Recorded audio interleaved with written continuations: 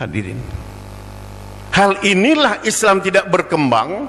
Harusnya mari kita baca pelan. Alhamdulillahirabbil alamin, ini bacaannya, artinya semua puja-puji bagi Allah. Apanya yang terpuja terpuji bagi Allah? Langkahmu, tingkahmu, perbuatanmu. Rabbil alamin, itulah orang-orang yang milik Allah. Itulah orang yang mengatakan Ar-Rahman Ar-Rahim tidak sayang kepada keluarganya, kepada anaknya, itu menghina Allah. Itu mengatakan milik Allah. Subhanallah.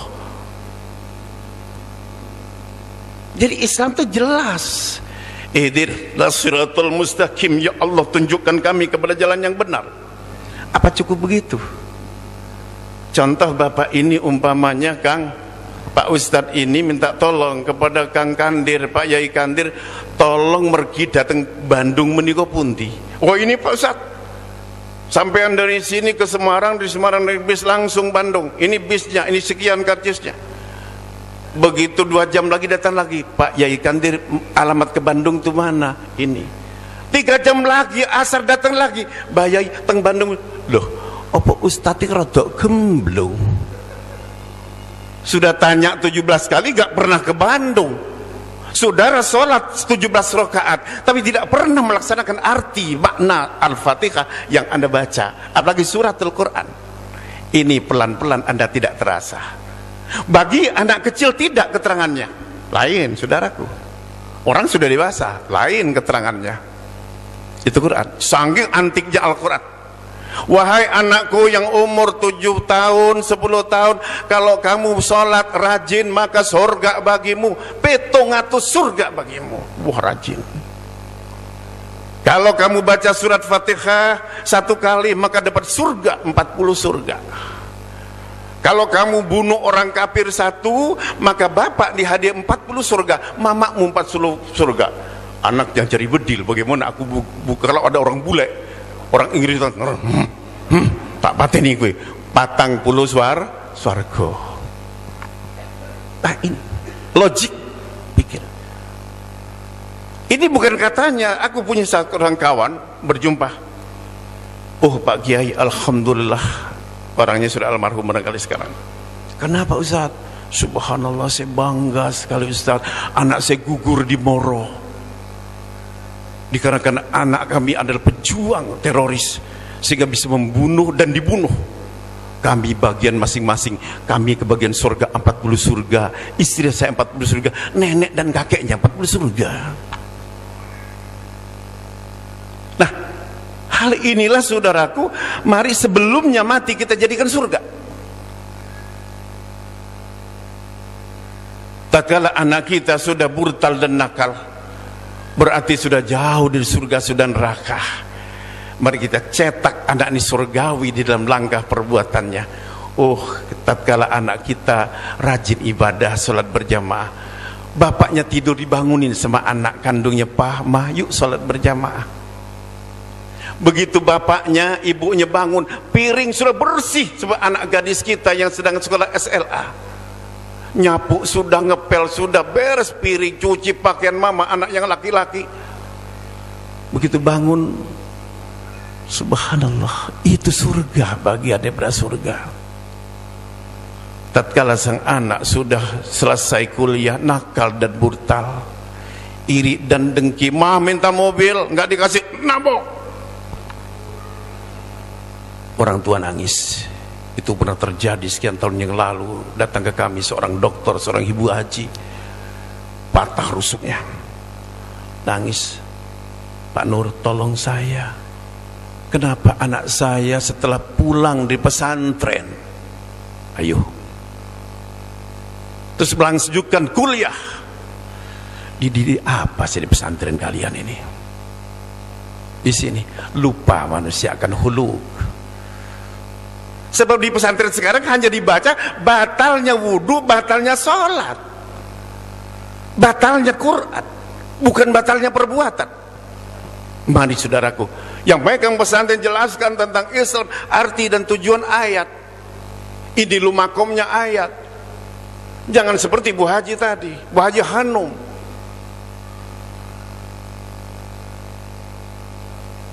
Sudah Pak Kiai, saya bijarah kepada Pak Kiai. Kata Pak Kiai, anakmu yang nakal itu bacaan Fatihah ping 40 Pak do sholat. Setiap 5 waktu Pak Kiai sudah saya baca Fatihah itu, tapi anak saya tetap nakal.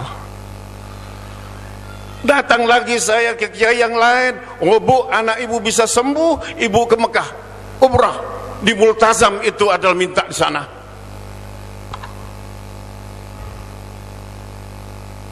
Yang pancuran emas.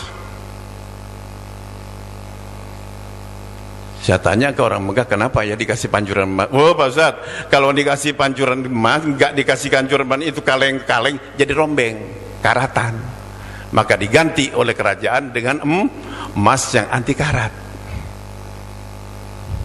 Datanglah orang-orang yang tidak begitu senang kepada Allah dan Muhammad Rasulullah SAW, bikin acara penyelewengan hukum supaya manusia jauh dengan Allah, supaya nyembah batu tadi.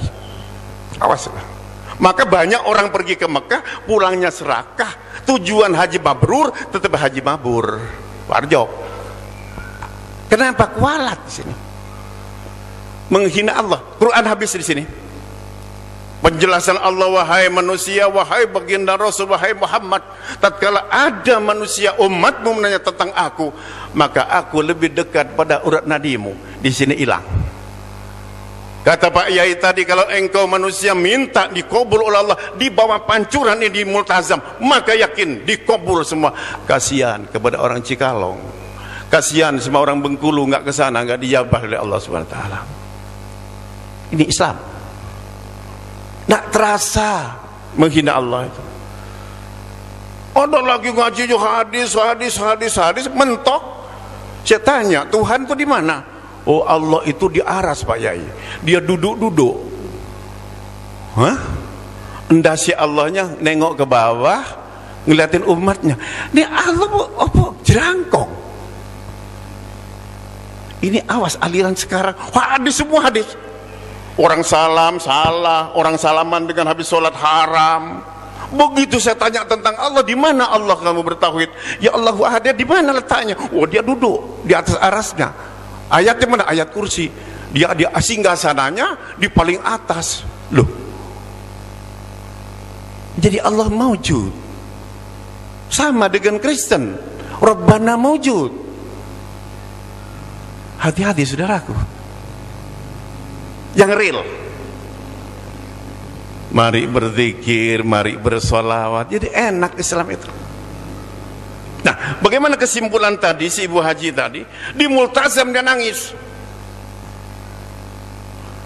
Segala doa dia lantunkan, ayat kursi dan kulhu tak terhitung.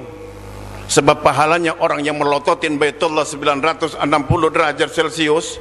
Kobong kali.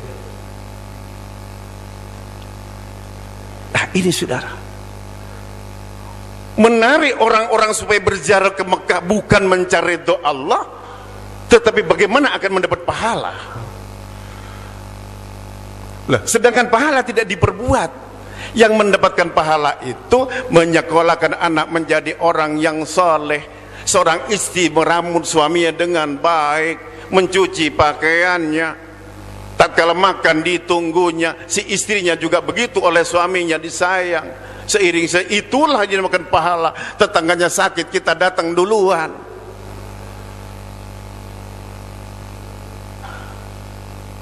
Nah, kita lihat Islam. Bagaimana setelah fenomena sekarang orang haji 250.000 dari Indonesia ke Mekah. Coba lihat. Belum tambah umroh 300.000 setahun.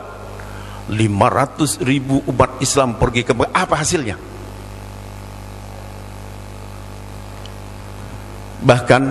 Bahkan setelah pulang dari Mekah, biasanya orang yang tidak tahu dikarenakan menimba dosa di sana, bukan mencari doa Allah, pulangnya dari sana sholat gak mau.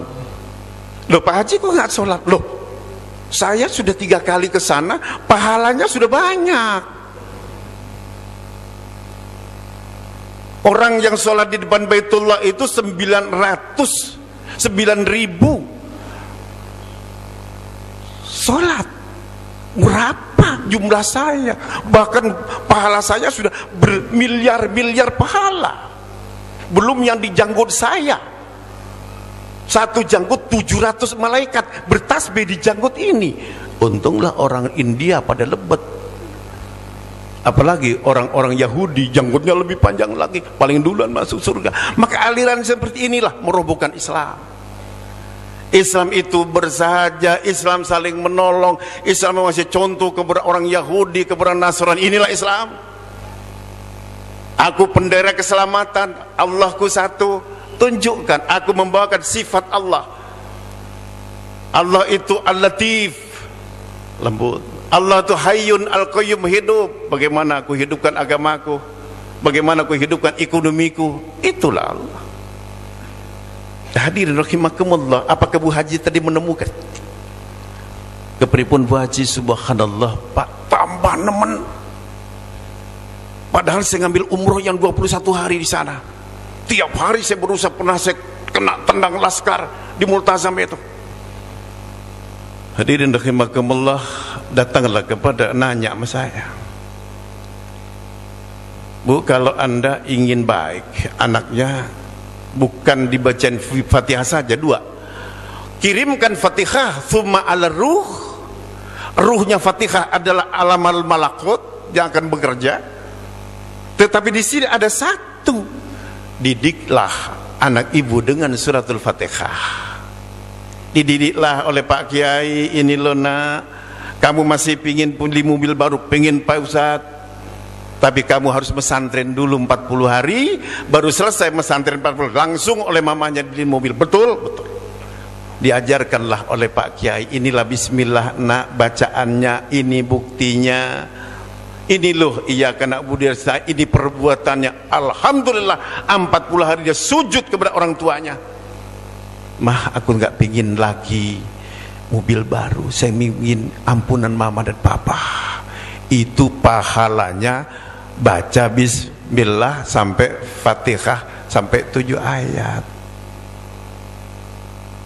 Ini saudaraku, marilah bangsa Indonesia, bangsa besar, jangan rebutan pahala, jangan rebutan tentang hadis. Mari kita saling bersatu padu tegakkan Al-Quranul Karim dan sunnahnya. Mari kita ajarkan anak-anak kita. Sebab yang menentang sekarang antara kita, yang satu rajin baca Yasin supaya dapat karunia Allah, yang satu mengharamkan datang, yang satu rajin baca asma Allah bersama dengan kita, yang satu mengharamkan.